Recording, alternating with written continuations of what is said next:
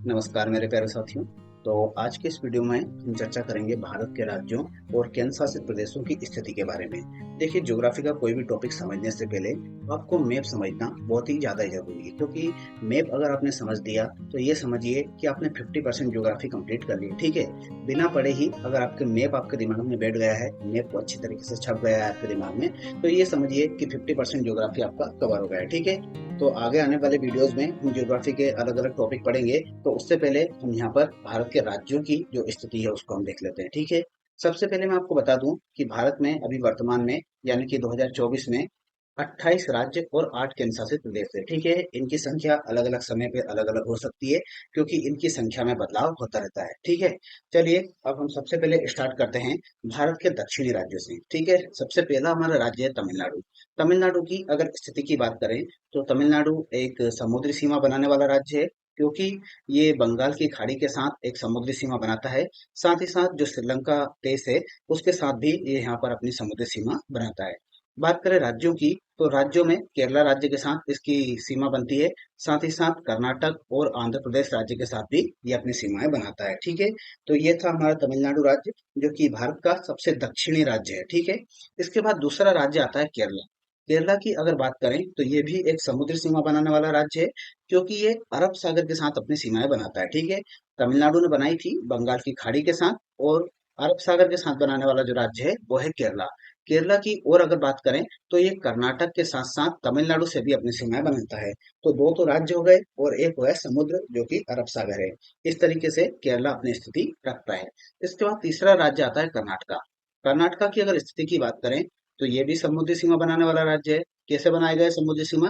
क्योंकि ये इस तरफ से अरब सागर के साथ अपनी समुद्री सीमाएं बनाएगा। ठीक है, बात करें राज्यों की, तो एक तो केरला के साथ इसकी सीमा लगेगी, एक लगेगी तमिलनाडु के साथ, एक लगेगी आंध्र प्रदेश के साथ, एक लगेगी तेलंगाना के साथ, एक लगेगी महाराष्ट्र के साथ, और एक लगेगी गोवा के साथ। ठीक है, इस तरीके से इन राज्यों के साथ ये अपनी सीमाएं साझा करता है। इसके बाद चौथा राज्य हमारा आता है आंध्र प्रदेश।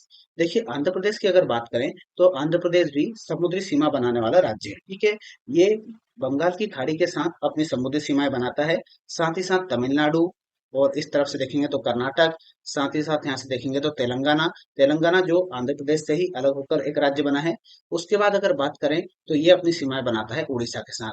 तो इस तरीके से कुछ राज्य और एक समुद्र के साथ ये अपनी सीमा बनाता है, और भारत के दक्षिणी हिस्से में स्थित ये राज्य है। इसके बाद पांचवा राज्य हमारा आता है गोवा। गोवा यहाँ पर महाराष्ट्र और ये जो कर्नाटक है, इन दोनों राज्यों के बीच में स्थित एक छोटा सा राज्य है। साथ ही साथ ये अरब सागर के भी किनारे पे स्थित है। तो अरब सागर के साथ ये अपनी समुद्री सीमाएं बनाएगा, और महाराष्ट्र और कर्नाटक के बीच में स्थित है, इसलिए महाराष्ट्र और कर्नाटक के साथ भी अपनी ये सीमाएं बनाता है। इसके बाद हमारा छठा राज्य आता है तेलंगाना। तेलंगाना की अगर बात करें तो ये पूरी तरीके से राज्यों से घिरा हुआ राज्य है। ठीक है, मतलब पूरी तरीके से लैंडलॉक राज्य है। ना तो किसी समुद्र के साथ, ना ही किसी देश के साथ ये अपने अंतर्राष्ट्रीय सीमा बनाता है। तो तेलंगाना की अगर सीमाओं की अगर बात करें तो एक तो ये आंध्र प्रदेश के साथ बनाएगा, क्योंकि आंध्र प्रदेश से ही अलग हुआ है। इसके साथ ये उड़ीसा से भी बनाता है। उड़ीसा के साथ साथ छत्तीसगढ़ से भी अपनी सीमा बनाता है। उसके साथ महाराष्ट्र और यहाँ पर देखेंगे तो कर्नाटक के साथ अपनी सीमाएं ये साझा करता है। ठीक है, तो ये हो गया हमारा छठा राज्य तेलंगाना। इसके बाद हम बात करते हैं सातवें राज्य की। तो सातवां राज्य है हमारा महाराष्ट्र राज्य। महाराष्ट्र की अगर बात करें तो ये भी समुद्री सीमा बनाने वाला राज्य है। समुद्री सीमाएं ये अपनी बनाता है अरब सागर के साथ। और बात करें राज्यों के साथ, तो यहाँ पर ये गोवा के साथ, साथ ही साथ यहाँ पे अगर बात करें तो कर्नाटक के साथ और तेलंगाना के साथ ही छत्तीसगढ़ के साथ। ऊपर की तरफ उत्तर की तरफ देखेंगे तो मध्य प्रदेश और गुजरात के साथ ये अपनी सीमाएं बनाता है। तो ये था हमारा सातवां राज्य, जिसको हमने नाम दिया था महाराष्ट्र। ठीक है, इसके बाद आठवें राज्य की तरफ अगर बढ़े तो आठवां राज्य है हमारा छत्तीसगढ़। छत्तीसगढ़ की हम बात करें तो छत्तीसगढ़ भी पूरी तरीके से लैंडलॉक राज्य है। लैंडलॉक राज्य इसलिए है क्योंकि ये भी ना तो कोई समुद्री सीमा बनाता है, न ही कोई अंतर्राष्ट्रीय सीमा बनाता है। बात करें इसकी स्थिति की, तो ये मध्य प्रदेश से सन 2000 में अलग हुआ था। तो एक तो मध्य प्रदेश के साथ अपनी सीमा बनाता है। यहाँ पर ये थोड़ा सा आपको दिखाई दे रहा होगा, ये उत्तर प्रदेश के साथ भी अपनी सीमाएं बनाता है। अभी आगे वाला जो मैप है उसमें इसकी स्थिति और क्लियर हो जाएगी। तो यहाँ पर हो गया मध्य प्रदेश, इधर हो गया उत्तर प्रदेश, साथ साथ यहाँ पर हो गया झारखंड। और इस तरफ अगर देखेंगे तो ये उड़ीसा के साथ अपनी सीमाएं बनाता है। उड़ीसा के बाद अगर देखेंगे तो ये तेलंगाना के साथ अपनी सीमाएं बनाता है। और इस तरफ अगर देखेंगे तो ये महाराष्ट्र के साथ भी अपनी सीमाएं बना रहा है। तो ये था हमारा 8वां राज्य, जिसको हमने बोला था छत्तीसगढ़। ठीक है। इसके बाद 9वां राज्य हमारा आता है उड़ीसा। ठीक है। उड़ीसा की अगर बात करें तो ये समुद्र के किनारे स्थित राज्य है। ठीक है। क्योंकि ये बंगाल की खाड़ी के साथ अपनी समुद्री सीमाएं बनाता है। बात करें इसकी राज्यों के साथ सीमाओं की, तो यहाँ पर ये आंध्र प्रदेश के साथ अपनी सीमाएं बना रहा है। ठीक है। तेलंगाना के साथ भी अपनी सीमाएं बनाता है। साथ ही साथ छत्तीसगढ़ के साथ भी अपनी सीमाएं बना रहा है। और झारखंड और पश्चिम बंगाल के साथ भी अपनी सीमाएं बनाता है। तो ये था हमारा नवा राज्य उड़ीसा। तो उड़ीसा तक हमने देख लिया था। उड़ीसा तक हमारे 9 राज्य हो गए थे। और यहाँ पर आप देख पा रहे होंगे, जो छत्तीसगढ़ का उत्तर प्रदेश के साथ सीमा थी, वो उस मैप में थोड़ी सी क्लियर नहीं दिख रही थी। तो छत्तीसगढ़ यहाँ पर उत्तर प्रदेश के साथ भी अपनी सीमाएं बनाता है। चलिए अब हम बात करते हैं 10वें राज्य की। तो 10वां हमारा राज्य है मध्य प्रदेश। ठीक है। मध्य प्रदेश जो कि भारत के एकदम मध्य में स्थित राज्य है। ठीक है। मध्य प्रदेश जो है ये भी एक पूरी तरीके से लैंडलॉक राज्य है। बात करें इसके राज्यों के साथ सीमाओं की, तो सबसे पहले ये सीमा बनाता है उत्तर प्रदेश के साथ। ठीक है। साथ ही साथ राजस्थान के साथ भी सीमा बनाता है। एक तरफ अगर देखें तो गुजरात के साथ भी सीमा बना रहा है। साथ ही साथ अगर देखें तो महाराष्ट्र और छत्तीसगढ़ के साथ भी अपनी सीमाएं बनाता है। तो पूरी तरीके से बीच में स्थित है। और 5 राज्यों के साथ ये अपनी सीमाएं साझा करता है। चलिए बढ़ते हैं 11वें राज्य की तरफ। तो 11वां राज्य है हमारा गुजरात। ठीक है। गुजरात की अगर बात करें, ये ऐसा राज्य है जो कि अंतरराष्ट्रीय सीमा भी बनाता है। तो ऐसा राज्य हो गया जो कि समुद्री सीमा भी बना रहा है और पाकिस्तान के साथ अंतरराष्ट्रीय सीमा भी बना रहा है। बात करें राज्यों की, तो राजस्थान, मध्य प्रदेश और महाराष्ट्र के साथ गुजरात की सीमाएं लगती है। ठीक है। तो ये हो गया हमारा गुजरात राज्य, जो कि काफी महत्वपूर्ण राज्य हमारा देखने को मिलता है। इसके बाद हम 12वें राज्य की अगर बात करें, तो यहाँ पर हम इस तरफ बढ़ेंगे। ठीक है। अभी हम ऊपर की तरफ नहीं बढ़ेंगे। अभी हम मध्य प्रदेश से इस तरफ आएंगे, तो यहाँ पे हमें देखने को मिलता है 12 नंबर पर झारखंड। झारखंड जो कि बिहार से ही अलग होकर बना हुआ राज्य है। ये भी पूरी तरीके से लैंडलॉक राज्य है, क्योंकि ऊपर की तरफ ये बिहार के साथ अपनी सीमाएं बना रहा है। और इस तरफ पूर्व में देखेंगे तो पश्चिम बंगाल के साथ अपनी सीमाएं बना रहा है। नीचे की तरफ मतलब दक्षिण की तरफ देखेंगे तो उड़ीसा के साथ अपनी सीमाएं बना रहा है। और साथ ही साथ छत्तीसगढ़ के साथ भी ये सीमा बनाता है। और उत्तर प्रदेश के साथ भी ये अपनी सीमाएं बनाता है। तो ये था हमारा झारखंड राज्य, जो कि पूरी तरीके से लैंडलॉक राज्य है। और जो बिहार से सन 2000 में ये अलग होकर राज्य बना था। इसके बाद 13वां राज्य हमारा आता है पश्चिम बंगाल। पश्चिम बंगाल भी गुजरात की तरह ही एक स्पेशल राज्य है, क्योंकि ये अंतरराष्ट्रीय सीमा और समुद्री सीमा दोनों तरह की सीमाओं का निर्माण करता है। यहाँ पर अगर हम देखेंगे तो ये बांग्लादेश, यहाँ पर बांग्लादेश देश स्थित है। तो बांग्लादेश के साथ ये अंतरराष्ट्रीय सीमा बना रहा है। साथ ही साथ नीचे की तरफ अगर देखेंगे तो ये बंगाल की खाड़ी के साथ एक समुद्री सीमा का भी निर्माण कर रहा है। बात करें इसके राज्यों के साथ सीमाओं की, तो इस तरफ ये उड़ीसा के साथ, साथ ही साथ यहाँ पे झारखंड के साथ, और ऊपर की तरफ बिहार के साथ, और यहाँ पर सिक्किम के साथ, इन राज्यों के साथ अपनी सीमाएं साझा करता है। तो काफी महत्वपूर्ण राज्य है पश्चिम बंगाल, जो कि बांग्लादेश के साथ अपनी सीमा बनाता है और बंगाल की खाड़ी के साथ अपनी समुद्री सीमाएं बनाता है। चलिए अब बढ़ते हैं 13वें राज्य की तरफ। तो 13वां राज्य है हमारा बिहार। बिहार की अगर बात करें तो बिहार भी अंतरराष्ट्रीय सीमा बनाने वाला राज्य है, क्योंकि यहाँ पर स्थित है नेपाल देश। तो नेपाल के साथ ये अंतरराष्ट्रीय सीमा बनाता है। साथ ही साथ पश्चिम बंगाल, झारखंड, उत्तर प्रदेश, इन राज्यों के साथ ये अपनी सीमाएं बनाता है। ठीक है। तो कुछ राज्यों के साथ सीमाएं बनाता है और नेपाल के साथ ये अंतरराष्ट्रीय सीमा बनाता है। इसके बाद आता है 14वें नंबर पर उत्तर प्रदेश। उत्तर प्रदेश काफी महत्वपूर्ण राज्य है, जो कि भारत का जनसंख्या की दृष्टि से सबसे बड़ा राज्य है। ठीक है। ये नेपाल के साथ एक अंतरराष्ट्रीय सीमा बनाता है। उसके साथ साथ ये भारत के 8 राज्यों के साथ अपनी सीमाएं बनाता है। ठीक है। सबसे अधिक राज्यों के साथ सीमा बनाने वाला राज्य है। बात करें सबसे पहली सीमा की, तो यहाँ पर आप देख पा रहे होंगे उत्तराखंड। ठीक है। उत्तराखंड के साथ साथ हिमाचल प्रदेश से भी इसकी सीमा लगती है। साथ ही साथ हरियाणा से भी इसकी सीमा लगती है। और एक केंद्र शासित प्रदेश हो गया दिल्ली, इसके साथ भी इसकी सीमा लगती है। साथ ही साथ राजस्थान, मध्य प्रदेश, नीचे हो गया छत्तीसगढ़, इस तरफ हो गया झारखंड, और इस तरफ हो गया बिहार। तो 8 राज्यों और एक केंद्र शासित प्रदेश के साथ सीमा बनाने वाला भारत का ये राज्य है, जिसका नाम है उत्तर प्रदेश। ठीक है।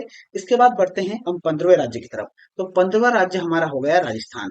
राजस्थान की बात करें तो राजस्थान भी अंतरराष्ट्रीय सीमा बनाता है।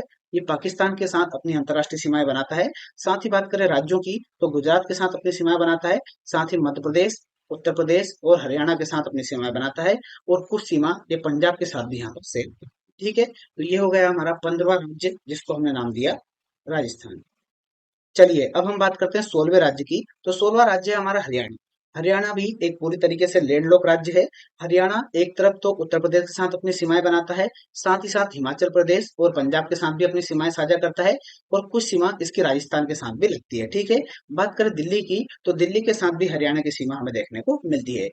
इसके बाद 17वां राज्य आता है पंजाब। पंजाब की अगर बात करें तो पंजाब पाकिस्तान के साथ अंतर्राष्ट्रीय सीमा बनाने वाला राज्य है।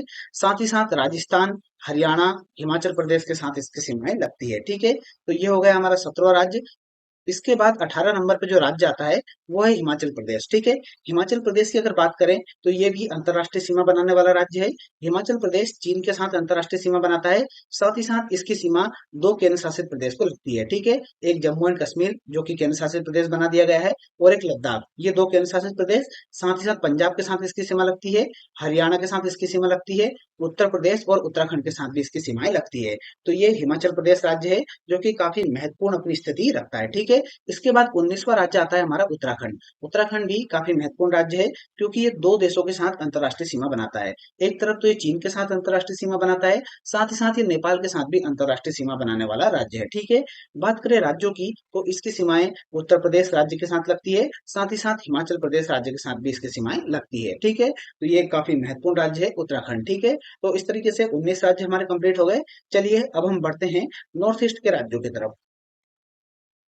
तो यहाँ पे हमने अभी राज्य खत्म किया था 19 नंबर का, वो था हमारा उत्तराखंड या फिर उत्तरांचल जिसका पुराना नाम है। इसके बाद हमारा 20वां राज्य आता है सिक्किम। सिक्किम काफी महत्वपूर्ण स्थिति पर स्थित एक राज्य है जो कि तीन देशों के साथ अपनी अंतर्राष्ट्रीय सीमाएं बनाता है। ठीक है, यहाँ पर स्थित है भूटान, यहाँ पर स्थित है चाइना और यहाँ पर स्थित है नेपाल। इन तीन देशों के साथ अंतर्राष्ट्रीय सीमा करता हुआ काफी महत्वपूर्ण राज्य है सिक्किम। साथ ही साथ केवल ये एक राज्य के साथ अपनी सीमा बनाता है जो है पश्चिम बंगाल। ठीक है, राज्यों में सिर्फ एक राज्य है, ये तीन देशों के साथ अपनी अंतर्राष्ट्रीय सीमा बनाता है, तो काफी महत्वपूर्ण ये राज्य है। इसके बाद हमारा 21वां राज्य आता है असम। असम यहाँ पर नॉर्थ ईस्ट के राज्यों में सबसे बीच में स्थित एक राज्य है जो कि अपनी अंतर्राष्ट्रीय सीमाएं भूटान के साथ शेयर करता है अंतर्राष्ट्रीय सीमा। बात करें राज्यों की तो राज्यों में ये अरुणाचल प्रदेश के साथ भी सीमा शेयर करता है, नागालैंड के साथ भी शेयर करता है, मणिपुर के साथ भी शेयर करता है, मिजोरम के साथ भी शेयर करता है, त्रिपुरा के साथ भी शेयर करता है और मेघालय के साथ भी शेयर करता है। मतलब कि नॉर्थ ईस्ट के राज्यों में इकलौता राज्य है जो कि पूरे राज्यों के साथ अपनी सीमाएं शेयर करता है। साथ ही साथ ये यहाँ पर बांग्लादेश के साथ भी अपनी अंतर्राष्ट्रीय सीमा बनाता है। तो दो देशों के साथ अपनी अंतर्राष्ट्रीय सीमा बना रहा है और नॉर्थ ईस्ट के सभी राज्यों के साथ अपनी सीमा बना रहा है। साथ ही साथ पश्चिम बंगाल के साथ भी अपनी सीमा साझा करता है। तो काफी महत्वपूर्ण स्थिति में स्थित राज्य है हमारा असम। ठीक है, इसके बाद हमारा 22वां राज्य आता है मेघालय। मेघालय जो है ये बांग्लादेश से तीन तरफ से घिरा हुआ राज्य है। ये पूरा यहाँ पर बांग्लादेश से घिरा हुआ है। साथ ही साथ इसकी सीमा लगती है असम के साथ, और किसी भी राज्य के साथ इसकी सीमा नहीं लगती है, सिर्फ असम से ही इसकी सीमा लगती है क्योंकि असम से ही अलग होकर ये राज्य बनाया गया है। ठीक है, तो ये था हमारा 22वां राज्य जिसको हमने नाम दिया मेघालय। इसके बाद 23वां राज्य आता है हमारा त्रिपुरा। ठीक है, त्रिपुरा भी यहाँ पर पश्चिम बंगाल के साथ अपनी सीमाएं बनाता है। और बात करें राज्यों की तो राज्यों में असम और मिजोरम के साथ ही अपनी सीमाएं बनाता है। इसके बाद हमारा 24वां राज्य आता है मिजोरम। मिजोरम भी काफी महत्वपूर्ण स्थिति पर स्थित राज्य है क्योंकि ये अंतर्राष्ट्रीय सीमाएं बनाता है दो देशों के साथ। एक तो ये बनाता है बांग्लादेश के साथ, यहाँ पर जो बांग्लादेश स्थित है इसकी सीमाएं मिजोरम के साथ लगती है। साथ ही साथ इसकी सीमाएं म्यांमार के साथ भी लगती है। ठीक है, तो दो देशों के साथ ये अंतर्राष्ट्रीय सीमा बनाने वाला राज्य है।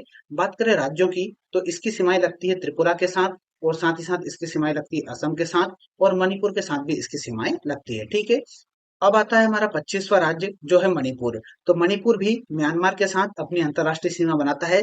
साथ ही साथ असम राज्य, मिजोरम राज्य और नागालैंड राज्य के साथ अपनी सीमाएं साझा करता है। ठीक है, इसके बाद आता है 26वें नंबर पर नागालैंड। नागालैंड भी काफी महत्वपूर्ण राज्य है क्योंकि नागालैंड भी म्यांमार के साथ अपनी अंतर्राष्ट्रीय सीमाएं बनाता है। साथ ही साथ अरुणाचल प्रदेश, असम और यहाँ पर मणिपुर के साथ अपनी सीमाएं साझा करता है। ठीक है, तो ये था हमारा 26वां राज्य नागालैंड। इसके बाद आएगा हमारा 28वां राज्य। ठीक है, 26 के बाद हमारा सीधा 28वां राज्य आएगा।